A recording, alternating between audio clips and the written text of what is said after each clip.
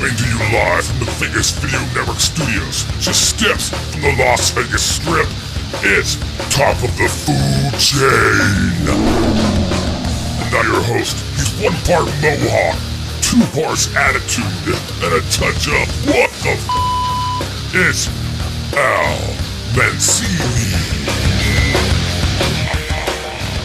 Oh, mad applause, please. Mad applause. Who came up with that opening? Okay. You can blame Scott on that one. Okay. Before let's get the preliminaries out of the way, please, John, before you start the criticism. Okay, please, fine. Drink your rum, and we'll get to the criticism. I'll get the rum soon enough. Welcome to Top of the Food Chain on the Vegas Video Network. I am your host, Al Mancini, but you can just kind of think of me as your culinary baby new year. Because welcoming in 2012 for the foodies. Look, I am fat like him, and if Scott would actually pan down, I am wearing a diaper just to get into the spirit of things, but he won't let me show that. He didn't think it would be good. And I've got the old man year that just went out sitting next to me, so... I want to be offended, but for once I am not. Anyway, welcome to Top of the Food Chain. You're watching, hopefully live, here on the Vegas Video Network. If you are watching on the Vegas Video Network or watching live anywhere, we're on live stream, we're on Roku, we're all over the place. If you're watching live, get in the chat room now because it is always fun when we have John Curtas on the show, and you're going to want to be asking questions. We're going to try to keep it a bit more civilized, maybe a bit more mature this time around, but we'll see what happens. Don't bet on it. Look, I need to remind you, all the Vegas Video Network programming, and it keeps growing by the day. It's all available at vegasvideonetwork.com. It is on YouTube. It's on iTunes in both audio and visual mode. And you can listen to it on your AM radio every Friday night. They just stream us all together. That's at KSHP AM 1400.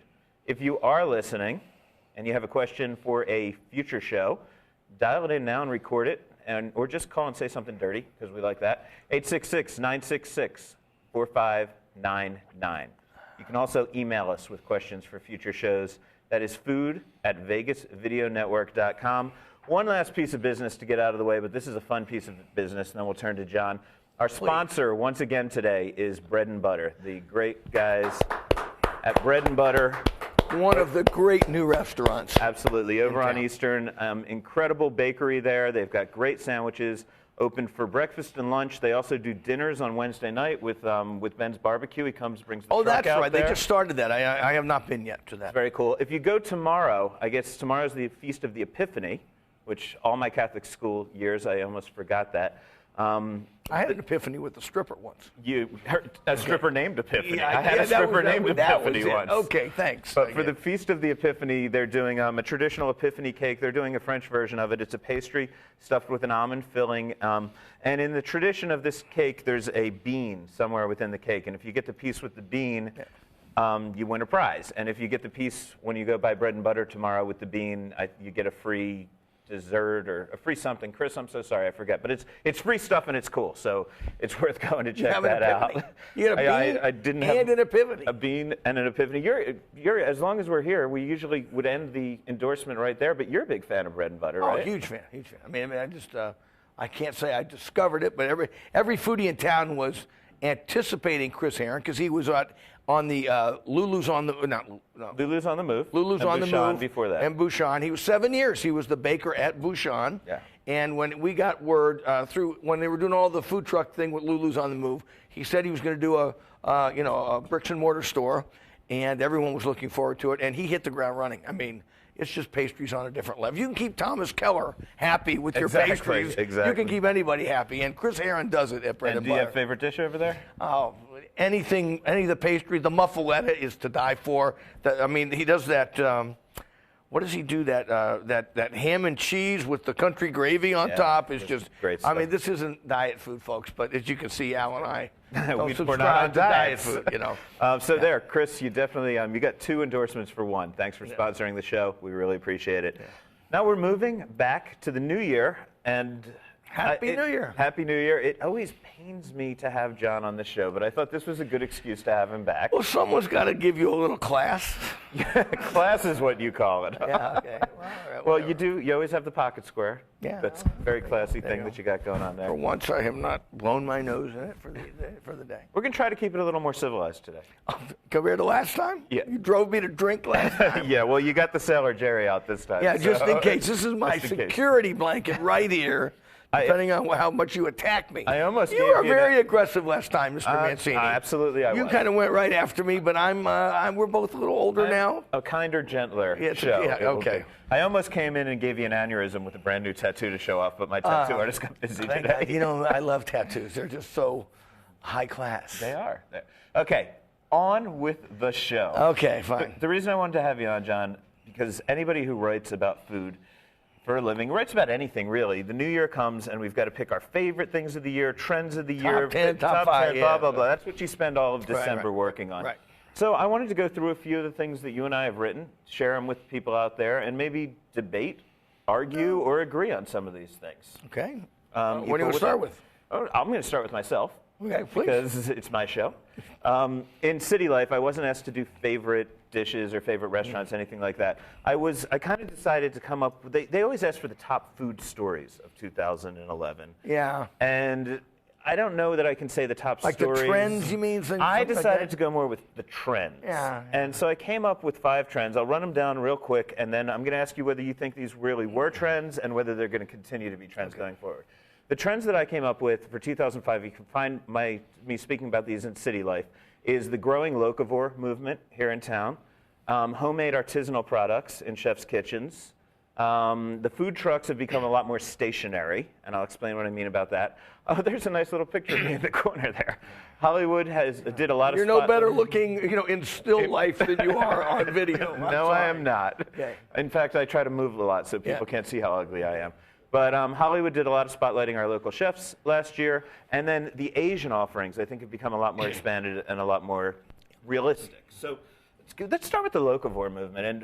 And would you like to explain to people what locavore means? Well, it's kind of odd because when I started writing about food here in 1995, one of my jokes was it's hard to talk about, they didn't have the word locavore in 1995, but it's hard to talk about, bringing locally sourced ingredients and having homegrown food in a town with no agriculture. I mean, when you think about it, they're really, Vegas is small because we're an island in the desert, for what we are. I mean, that's why we're not a very big media market, unlike a St. Louis or Atlanta or San Jose or whatever, or Phoenix that has 50 suburbs around it. We're just Las Vegas sitting right here. We don't have, it's not like we have 30 bedroom communities around us, but we don't have any agriculture, never have. Well, we didn't. We when you didn't, moved but here. it's gotten bigger, and the locavore movement's taken off in a big way. And I think that the farmers markets, which I think is what you're talking about. Well, yeah, I mean, overall, and I know you're going to roll your eyes at least one of these, but locavore, for those of you who still don't understand what we're talking about, it means eating food that's locally grown and locally harvested. Well, let's keep one thing straight. I think in Las Vegas, you have to define locavore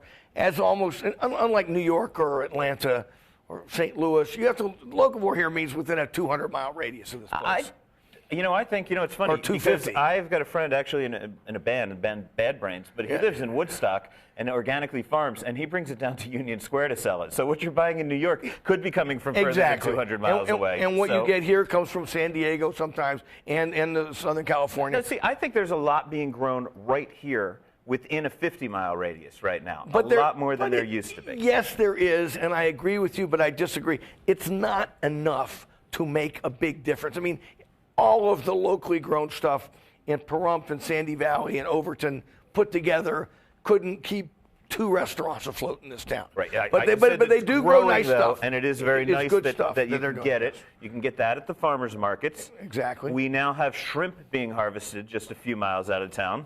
You want to get into this shrimp? I mean, come on, Al. What is your problem with sustainable seafood? That when shrimp is grown near an ocean, the harvesting of shrimp near the oceans inevitably pollutes the oceans. Farm-raised shrimp in Asia dispense so much waste into the nearby waterways that they're destroying the environment. That's not happening here in the desert. Agreed. But my problem is this. you don't mess with Mother Nature, either with farm-raised shrimp in Southeast Asia or in the middle of the Nevada desert. There is nothing that we're doing with seafood that isn't messing with Mother Nature. Anytime you eat seafood, it's messing with Mother Nature. It's bringing hauled in ridiculously large nets. I mean, so if you're going to do it in a sustainable way, and do it in the desert so that there's not a carbon footprint bringing it to our local casinos. Have you tasted those shrimp up there? I have. In fact, what do they taste actually, like? I haven't had the ones that came out of there. I had the prototypes that came out of, I think, North Dakota, and they were really good. Mike Miner did an entire dinner, or did a tasting dinner where he did a course dedicated to them. I guess in the fall, and they were good stuff. Zach Allen raves about them. Zach Allen over at Carnivino. We're naming chefs. Mike Miner at Border Grill. Zach Allen over at Carnivino and B&B loves them. So they've got some fans. The shrimp thing, I'm never going to agree with you on. I think you ought to, when you ought to eat shrimp in South Carolina and Gulfport, Mississippi, and you should eat salmon in the Pacific Northwest and I don't think we should grow them here, but that's another thing. We should get them out of the Gulf because that's so healthy right now. Okay. But anyway, back to the locavore movement. Do you think that's going to continue to grow? I think it is. I think Kerry Clasby is. Kerry Hogan. There's the battle of two Kerrys we have going. Kerry Hogan has her great farmers markets on Saturday and Sunday. One at Tivoli Village and one at on Eastern. And Kerry Hogan is now Thursdays at the Springs Preserve, and is going to be expanding to bring it downtown. So yes, and I think these are going to grow, and there's going to be this huge demand. I just wonder if when the demand finally catches on, will the supply be able to meet it? Well, hopefully when it becomes profitable, more people will go into the business. Also, Gina Gavin will be bringing back the Feed Farmers Market in March, I think. I love Gina. I love everything she does.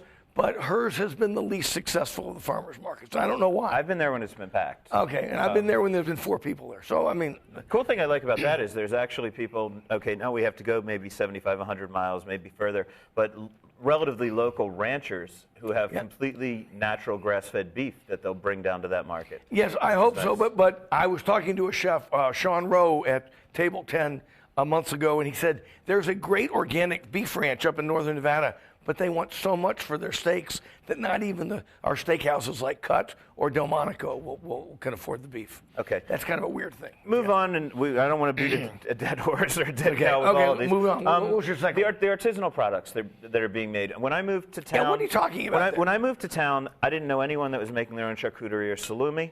No one was making their own cheese. Yeah. Right now, I can name 5 to 7 chefs that are doing that in the house. And I mean, Gino Bernardo at Nove Italiano, Zach Allen and his team at all of the Mario Batali restaurants. We've got Spago's making its own. Spago makes its own charcuterie. Brian Howard is doing an incredible charcuterie program at Kumsa, and then we've got Matt Silverman making his own cheeses over at Vintner Grill. I think that's pretty cool. It's a cool thing, and it's something that would have been. Someone told me 5 years ago that people were doing that. I wouldn't have believed anybody that they even could have done it. But yeah, it's neat. I question whether it's kind of bandwagony, a little gimmicky. Well, that's what a trend is, John. Yeah, and I wonder. These are trends. and I hope it sustains itself. I don't think we need every chef making his own charcuterie, but I think it's good that Vegas is sort of copying what's going on in Chicago, New York, other places. And excuse me, my voice is. Yes, no problem. Have some rum. That'll help. That's why the rum is here, folks. Yeah, thank you. Another one, good or bad, we can't deny a lot of Hollywood chefs shining spotlights on. Hollywood shining spotlights on local chefs. We had 3 guys on Top Chef Just Desserts. We had my buddy Vic Vegas, who's a good friend of this show, went all the way to the finals on Food Network Star. We had Jean-Paul Labadie, who's formerly of Marché Bacchus, now at Garfield's, he won. And I have a scoop for you. What's that? No longer there? I'm not supposed to say this. Can I say this? You can say anything you want. Well, there is a local chef from one of the Batali restaurants who will be on the upcoming season of Chopped. Excellent. Right. And there are some people that I just mentioned, at least one person from one of the many shows I just mentioned, I believe maybe on Chopped All-Stars. So there you go. We've got and don't forget they filmed an entire season of Top Chef Masters here, which I was lucky enough to be on 3 of the episodes. And so do you think it's good that they're spotlighting these guys? I think what's happening with our food scene, with things like Hollywood focusing on it and all these shows, once again, it's like what's happened with arts and all kinds of other things. The rest of the world pays more attention to us than we do. And it's you know what I mean? These aren't the celebrities. These are the guys in the kitchen that they're putting on these shows. But Hollywood, the TV producers, the food shows are recognized. Anthony Bourdain, yesterday I spent an hour on the phone with Andrew Zimmern's people because they're coming here to film one of his 1-hour shows, Bizarre Foods in Vegas. Everybody's paying attention to Vegas. Unfortunately, you and I pay attention to it, but within Las Vegas, we still have, we have our newspaper, the RJ, which is complete crap. We just don't have enough. It seems like we are a bigger deal in the rest of the world than we are in our own backyard. And that makes me kind of sad. And I think I'm glad you beat the drum. I've been beating the drum for 16 years. Max Jacobson beats the drum. God bless her, Heidi Napranella does what she can do. But food is a major drawing point to Las Vegas. And it seems to me that within the 1.5 million people that live here, it still gets a shrug, except for maybe, how many foodies do you think there are in Las Vegas? True foodies that read you and me and Max, religiously. I'd say probably the 5,000 that are your Facebook friends. That's pretty much always been my guess too. When we share a lot of those people, right. But there's maybe 5, maximum 10,000 people that are committed to food in this town, the way a Brian Howard is, or an Al Mancini is, or a Chris Herron is, or their customers. The rest of the people, you go out to someone, what's full every night? Brio. Can I swear on the air here? He's going to have to edit for radio. Okay. So. Friggin' Brio is packed every friggin' night. Okay? A chain Italian restaurant throwing just slop out of a bag. Nora's goes out of business, and Brio you can't get into. Talk about pissing me off. That pisses me off. All right, sorry. Joe, no. I feel better now. Vent it. It got all the phlegm out of you. you. Yeah, I'm really, geez. I think I'll settle down now. Thank you. Do you agree that Asian food's gotten a lot more authentic in the past year, and you think we're moving more in that direction? Japanese are killing it right now. It's just, Spring Mountain Road is so great. It's another drum that I've beaten. I think you're beating it more and more these days. Yeah. Max was there before us, really. Right. But you want great food at a great price? Screw Brio. Okay, get rid of it. But now go to Spring Mountain Road. To sushi. A year and a half ago, 2 years, when Manta opened, we thought, oh my God, a ramen house, and now we have at least 3 good ramen houses. The anime ramen is great. I don't think it's as good as the others. But I agree, but it's still fun. It's still good. It's a fun place. Big Wong. The chicks are hot, by the way, in anime. Yeah. You should put a hot hostess watch out. If you like pink hair, they're very hot. Big Wong, everybody's loving these days. Oh, well, thank you. Oh, excuse me. That's what the pink hair does for him. Yes, it gets me excited. The Big Wong. Big Wong and Nakamura Ya. Have you been to Nakamura Ya yet? I have not. But they used to run a place on the other side of town that did the same thing. So I'm really nice with stuff.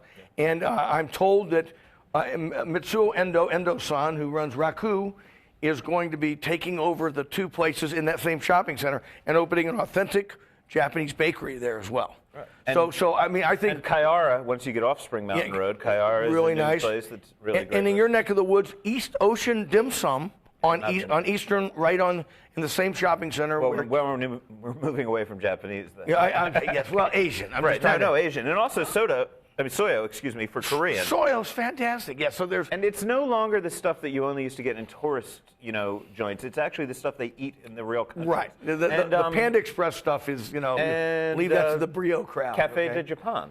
Cafe de Japan is Which fabulous. is like a little Japanese diner where you get eggs and ketchup over rice and stuff. Right, but great filter coffee. I love it all. Yes, the Asian stuff, the Japanese stuff, this is something worth talking about. Sooner or later, the public's going to catch on. We have a gem of great cheap eats in this town, but unfortunately, the Summerlin crowd goes to Brio. Okay. And then one last thing, because I've heard you declare food trucks dead. The trend that I pointed out is not that food trucks are dead, but that actually they've become more stationary.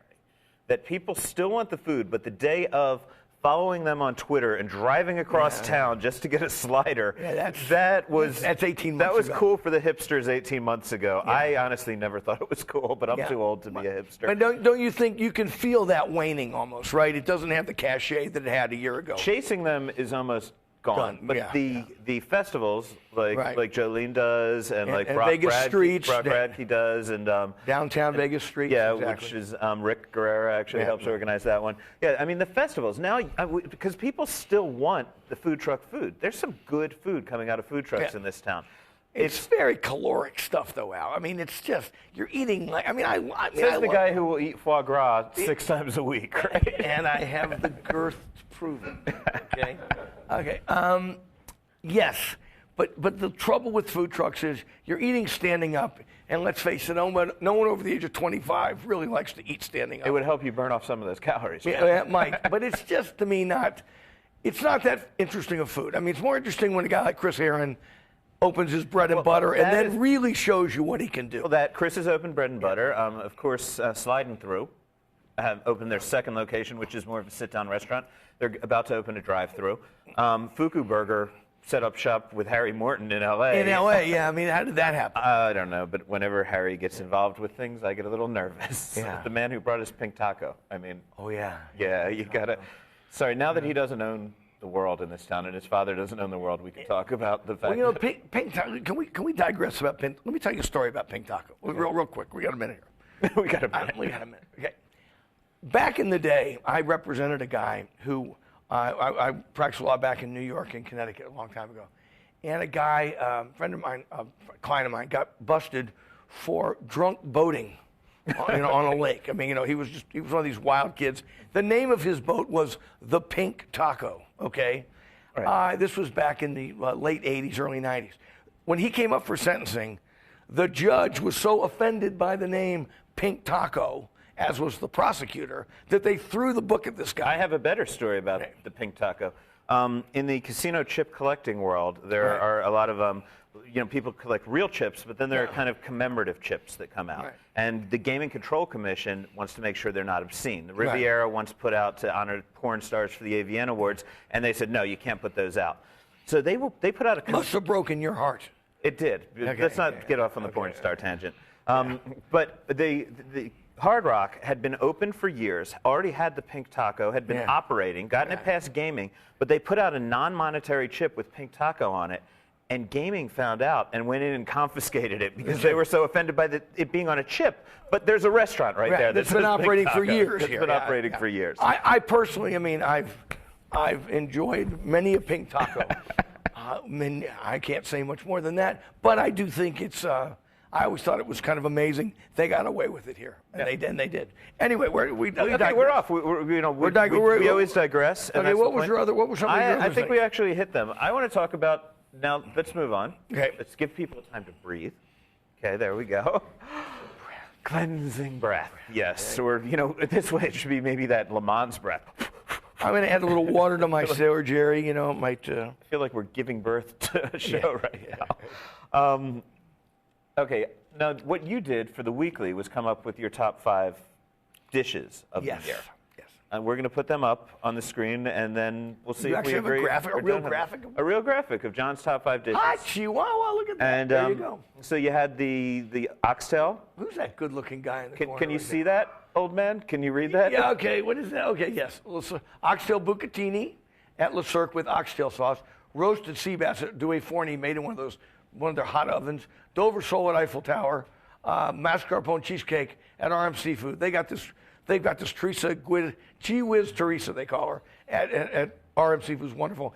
And the one that I just put in just to get your goat. Despite me. The cheddar cheeseburger at PJ Clark's. I want to talk first. The first argument I'm going to have with you is the oxtail bucatini, not because I would ever disagree with anything Gregory Poujin is putting out at the Cirque, but because here's where John and I differ. He's telling readers what the best dishes are of the year, and he puts something out there that's off the menu, which none of your readers can get. John can get it, I can get it, but you people can't get it. Well, if you are me or aspire to be me, you can possibly get it. Okay, that is such the indicator of how you are a one percenter, John. Yeah. But no, I love Gregory's Guilty food. as charged, yeah. But have you had his langoustine with caviar? Oh, yeah. That I think with the little cubes of vodka, gelée, gelée. gelée. Off the hook. To me, so if you guys want to go to the Cirque and have a dish you're actually allowed to eat, I would go with the langoustine with caviar. They told me they were putting the oxtail bucatini on the winter menu. They told me that New Year's Eve. I'm hoping we can hold them to it. So okay. The sole at the Eiffel Tower is amazing. Very expensive, but I mean, if you like Dover sole, and they fillet it for you in 4 little plump fillets with this kind of a lemony beurre blanc sauce with little chunks of the lemon pith, in the lemons on. Oh, it's just seafood on such. I mean, my eyes roll back in my head just even thinking about it. You once actually said, I think it was 2 years ago in the first edition of our book, that at Eiffel Tower they don't do any knockdown, drag out, crazy, incredible foodie food. And I disagreed with you. I said you have to search for those items on the menu, but when you find them, they are incredible. Well, it's a tour. Eiffel Tower is sort of a tourist restaurant. I mean, the whole idea, it's romantic, it's wonderful. They're not gonna dazzle you with really obscure things or something like that langoustine with apple gelée. I mean, they usually have 1 or 2 on the menu. The Alsatian cake with the foie gras is amazing. But okay, so that's it. And then you want to argue about the cheeseburger? Let's just argue. I want to say, do it for me. You know what cracks me up is I have never had that entree because it's fairly new. Yeah, but they only have 2 entrees. Do it for me. It's a great restaurant. I mean, I just wrote a little bit about it in City Life. Great pizza.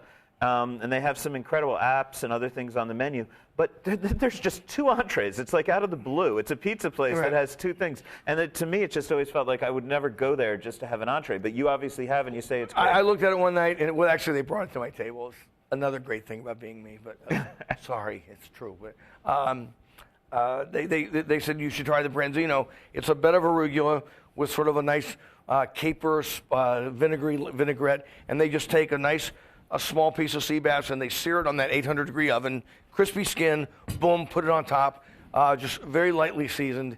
It's just a really fine piece of fish. I think it's $26, and it's probably the best fish dish I've ever had off the strip. Really wonderful stuff. I should tell people, we call it a sea bass, branzino. It's the Italian name for a Mediterranean sea bass. It has nothing to do with Chilean sea bass, if you're worried about the environmental, anything like that. And in fact, the Greeks, which I'm sure we'll have next week when we dine at Milos, they call it lavraki, right? Right, and the French call it loup de mer. Loup de mer, because it's kind of the wolf of the sea. It's a white flesh fish, but it's a rich, creamy kind of fish. I mean, it's great, and not many off-strip restaurants do fish that well. No. Let's face it. I mean, I'm going to have to try it. Yeah, when you and I go out off the strip, there's very few places. Even a good restaurant like Vintner Grill or Todd's on the east side, generally I'm going to get the chicken or the beef or the pork. I'm not going to go for the fish. I get fish at RMC Food Bar. I'll look to places like that. Todd's does a good ahi tuna, but I know you're over ahi tuna. But, okay, I'm going to skip over the mascarpone cheesecake because honestly, when I'm in a great restaurant like RM, I rarely save room for dessert. I tend to... You need to try Teresa Gwizdalowski's desserts. She is a talent. I have had her desserts during tasting menus and things like that. She is a true talent, and I don't know. I mean, she does homey desserts, and then she makes them kind of avant-garde at the same time. Kind of like you, Al Mancini. I'm homey and avant-garde at the same time. Okay? I'm homely and avant-garde at the same time. I am Spanish avant-garde. That's why our good friend Jose Andres likes me so much. There you go. But also RM, just a quick side note, story that I broke this week is that Anthony Fusco, their chef, is leaving. Well, there's more stories to RM that we don't, you and I, they won't tell me what's really going on there. It was intimated to me 2 months ago that RM was leaving their present space and moving into the Shanghai Lily space. Robin Leach swears that is not true. Rick Moonen won't talk to me. The PR, MGM Resorts will not talk to you.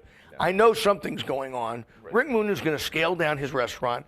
It's not going to be 2 restaurants anymore. We know this. We just don't know where he's going to go. But Anthony Fusco leaving and going on to a new restaurant is great. And Chris Stark is coming in, Alessandro Strada's protege from over at Strada. Well, he's one of like 4 or 5 of them. Yeah, and they're all popping up around town. Right. David Middleton is at Marche Bacchus. Yeah, they're all great. I mean, they're fabulous. Okay, so let's move on to where you just... We're not going to fight about the cheeseburger? That's what we're moving on to. Okay. Best dishes you've had in the year. He says a cheeseburger at PJ Clark's. First of all, naming a cheeseburger one of the best dishes you've had in the year...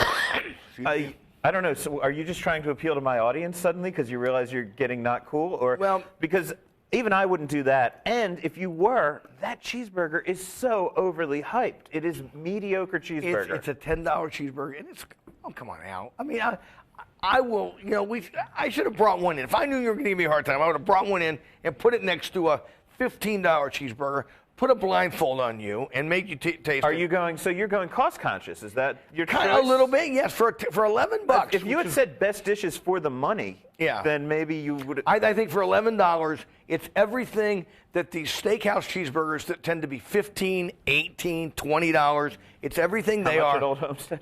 $29. $29. How good was it? It's good. It's very good. Is it $29 good? I don't know. I mean, even my snobby me, I can't go that far. But, you know, you actually, I think, insisted that my wife have that cheeseburger when we went to P.J. Clark's, and she and I both had bites of it, and we're like, yeah, it's a cheeseburger. Really, best dishes you had of the year. It really is one. It's one of the few foods I crave in this town. I can wake up and go, I have to have a P.J. Clark's cheeseburger. I don't know. Maybe that's not sensible. Is that the way other foodies that we know talk about In-N-Out and how much they love In-N-Out? Yeah, maybe, but I don't think, I mean, In-N-Out's good, but In-N-Out's just kind of a smash patty. This one is made with Meyer Ranch beef. They know how to cook it. It's very simple. The bun is just a nice little dome bun, very squishy. To me, it's just a perfect little elemental food. If I'm going for an inexpensive cheeseburger, I'm going to Smashburger. Sorry. Yes, I got to give Smashburger a lot of props too. We're going to go burgers on, But let me go to some of the stuff. Okay, what was another? So no, we pretty much ran down. Okay, we ran down everything. Oh, we haven't gotten to my trends of the year. Oh, your trends. So you tell me what your trends are. Okay, I want to talk about two things. A few things, if you don't mind. Is Absolutely, okay? By all means. I think the Strip is going to get more and more boring. I'm with you here. You've almost converted me, Mr. Mancini. I think the steakhouse after steakhouse. Gordon Ramsay's going to come here and do, guess what? A steakhouse. I've been telling you this for a year. I know. I mean, boring. It's just like they're all just going with the tried and true. I think it's more abundant on the Strip. I think the places that do great food, the L'Ateliers, the Joël Robuchon, the Guy Savoy's, they're going to continue to do great food, but they're just going to keep chugging along with the same formula that they've been using. I've been told, and I do not know, this sounds ridiculous to me. It sounds absolutely unbelievable, but I was told this by a person within the food industry, within the casino industry, or connected to the casino industry who should know. I've been told that by law or by gaming regulations, every casino has to have a steakhouse. Have you ever heard that? No, that's not true. It sounds absurd. That's stupid. But I have heard that. I've never known one. Do you know any that don't have one? They all have one, but I mean, Alan Richmond wrote an article about this in 2005. He said 30 years ago, every hotel had 4 restaurants. They had a buffet, a steakhouse, a continental room, and a coffee shop. So, I mean, 4 restaurants. And maybe some of them would have an Italian restaurant in there too. And that was just their formula in the 70s and the 80s. Now it's evolved past that. But there's no imagination going into these places. I mean, I like Michel Richard. I like Central, but I don't think it's a great restaurant. And it should have been. I think for the number of covers he puts out, he's playing above the curve, ahead of the curve for the number of covers he's playing. Yeah, but I wanted something special, and I don't think it's special. And I mean, I think Old Homestead is a great steakhouse. It's another steakhouse. What's Gordon Ramsay going to do? Another steakhouse. And so, we have your pal Oscar Goodman with another steakhouse, which I just don't get me started. Now, what did you think of the food, honestly? Well, first of all, I don't review meals based on press dinners. I'll tell you though, if I were you were very good about that in your blog. I got to give you props. I hate to make this a love fest since I think he's full of crap most of the time. but you just said, here's what I ate, and here it is, and that's all. Here are some pictures. So, I mean, generally speaking, I would not. I'll give you the overall. I would not tell people not to go there. If somebody told me they were going to go there, I would not think they're going to have a bad time. I wouldn't. The view is great. The food is good. I like the fact that they dry age their beef, which they're using quality product. Those are things that I can say objectively. If I were to sit here and tell you how great a specific dish was, people would think I was kissing their ass because of the fact that I got a free meal. If I were to sit here and trash them, it would seem, I don't know, like I have some kind of gripe, or it would just be impolite anyway. Nothing I say based on a press meal, because I didn't experience it the way normal people experience it. That's not a fair way to review a restaurant. Right. So, that being said, I will go back, though, hopefully slightly anonymously, and try his Italian place. How do you don't go anonymously any more than I do? Well, a lot of people don't give a crap who I am, John. They really don't. You, they all care about, but me, they don't care. So, okay, any other trends coming? Okay, I think we're in the midst of pizza wars. I think pizzas are getting better in this town. Don DeMarco's is good. Grimaldi's is expanding. I mean, it's a little second tier, but it's good. Set the Bello. I keep hearing Metro Pizza's opening up another store. And Due Forni, of course. Due Forni has been a big hit. I think I'm going to have to argue that Due Forni may be better than Settebello, and that's a tough argument. But a lot of people think so. But I mean, I won't go toe to toe with you on that. I'll just say that pizza has never been better in Las Vegas. Okay, and I think it's going to continue to get better because even Domino's is. If you look at national Domino's ads, they're advertising their artisanal pizzas now. Yeah. Okay, so even everyone's noticed that it's in the bread. It's about better ingredients, better crust, better bread, all that. So that's getting better.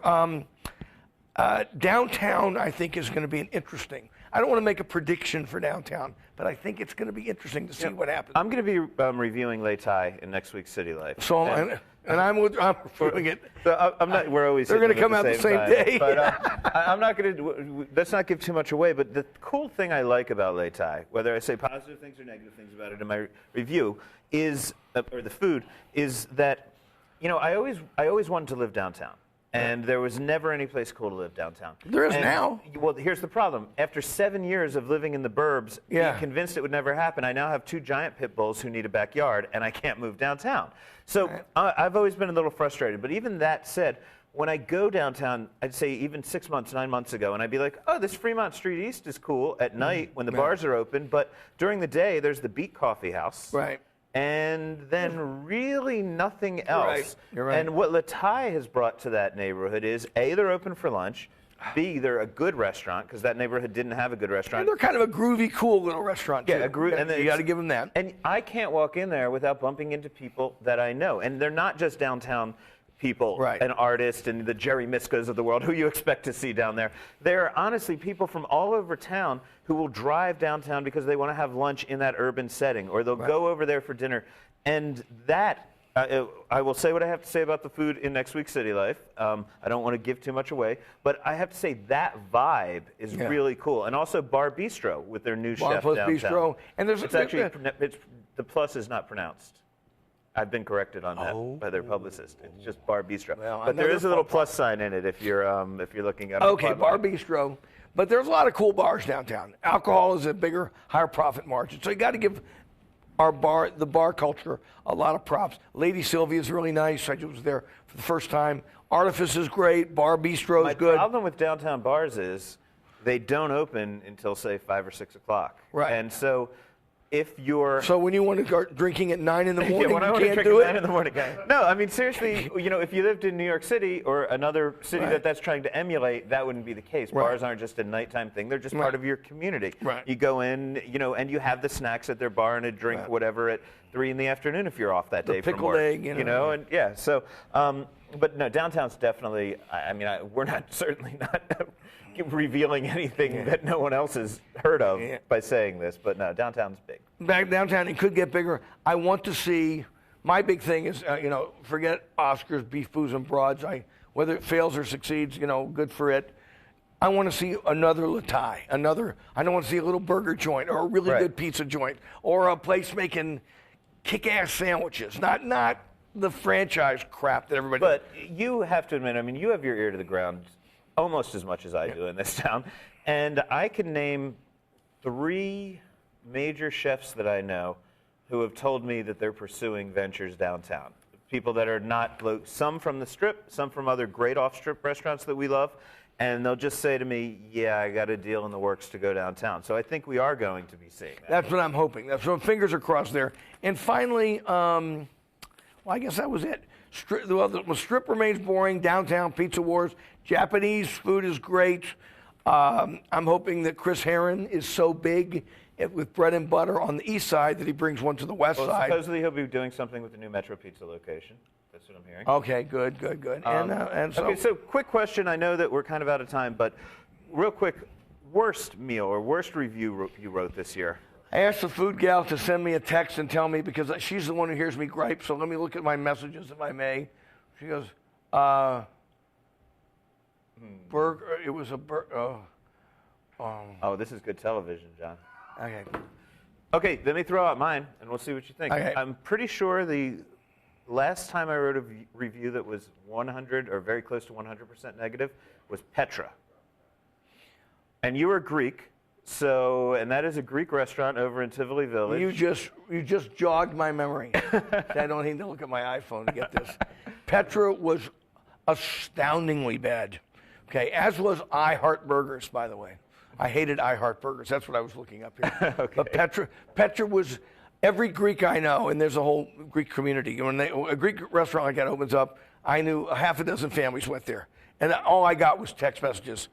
Oh my God, this place blows, blah, blah, blah. So Petra wins the award for the worst. Well, so we both agree. But on that note, I'm interested to see what Tivoli Village does this year, too. Because Tivoli Village, I think, they just opened the burger restaurant, but I want to see how Tivoli Village, because most of the stores in there, food stores, are astoundingly mediocre. So I'd like to see the place is so tiny, too. That's really kind of depressing. But, okay, John, thank you. Look, we managed not really to fight. You didn't attack me like you did last time. I guess we lost some viewers probably for not fighting because there was nothing in the chat room telling us to shut up. But we should say John and I, co-authors of the book, along with the great Max Jacobson, Eating Las Vegas. Who?